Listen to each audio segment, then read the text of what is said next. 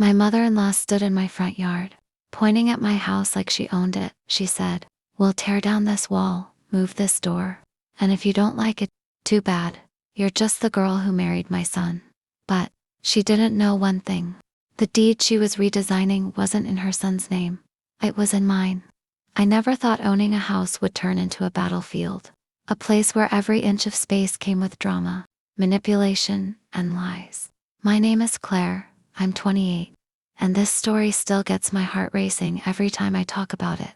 It all started 3 weeks after my husband, Adam, casually told his mother that we'd bought our first home. He meant it in a normal, happy way. But she heard it like a personal invitation, like she could march in with her opinions and treat it like her property. And Adam, being the soft and overly forgiving son that he is, always let her get away with it. The first red flag appeared the morning she showed up unannounced. Standing on our driveway, hands on hips, scanning the house like a general inspecting troops. I opened the door, and she walked right past me without even saying hello.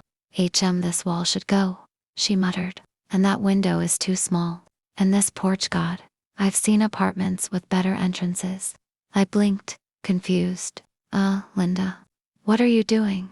"Planning," she said simply, as if that explained anything. And then, almost like a punchline, she added, "You'll thank me. I've redesigned every house I've lived in. Trust me, I know better." I didn't even have the voice to argue yet, but that was only the beginning. Over the next week, she kept coming by. She brought notebooks full of sketches. She measured walls. She made Adam help her move furniture around. She even asked contractors to swing by to give estimates. Not once did she ask me what I wanted. But the worst part, she kept calling it my son's house. Never ours. Definitely never mine. One afternoon, I finally confronted her. Adam wasn't home, and maybe that was for the best. "Linda, you can't just walk into our home without calling. And you can't make changes we didn't ask for." She gave me this tight, condescending smile. "Oh, sweetheart, you're young. You don't understand how houses should be managed. Just stay quiet and let the adults handle it." Adults. Like I wasn't one. Like I didn't pay for a single thing. She patted my shoulder, patted me, and then went right back to measuring the living room wall. And that's when I snapped. "Linda, stop." She didn't even look up. No. I swear I felt my blood boil. That night, when Adam came home, I told him everything. And instead of defending me, he defended her. "She's just trying to help. Claire, don't make everything so dramatic."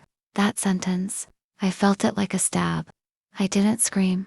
I didn't argue. I just walked into our bedroom and quietly grabbed the folder from my nightstand drawer. The folder containing the house deed. The deed in my name, only paid with money I'd inherited from my grandfather. Money I worked hard to grow. Money Adam always said made him proud. But somehow, that pride never extended to telling his mom the truth.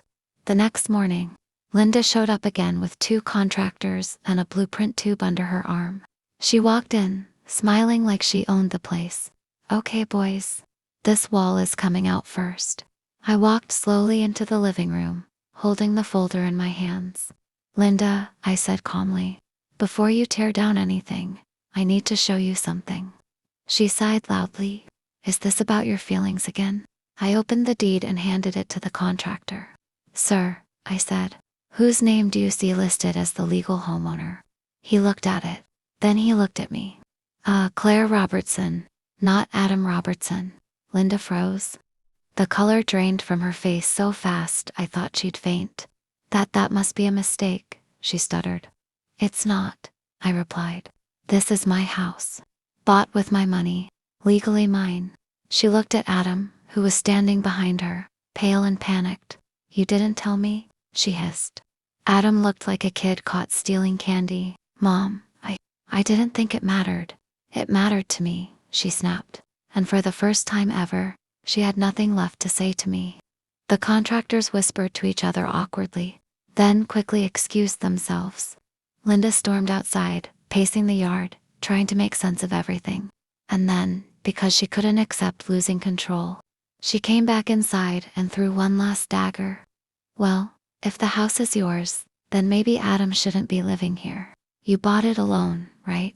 So maybe you want to live alone. But I didn't flinch. Adam can live here, I said, as long as he respects boundaries. You, however, don't get to redesign anything in a home that isn't yours. She stared at me coldly. You'll regret embarrassing me, she whispered. Then she left. Adam quietly closed the door behind her and dropped his head. I didn't yell. I didn't cry. I simply said, you should have told her. He nodded. I know. And I'm sorry. I didn't think she'd go this far. She always does, I said. But this time, I stopped her. He looked at me, really looked, and finally understood what I'd been dealing with. He apologized again the next morning, and this time, I felt it was genuine. And Linda? She stayed away for weeks. When she finally came back, she didn't step inside. She stood on the sidewalk and asked if she could come in. For the first time ever. Because now she knew. The girl she used to talk down to. The girl she thought she could the girl she told to stay quiet while adults handle it, was the adult who owned the entire house. And I think that's a lesson she'll never forget.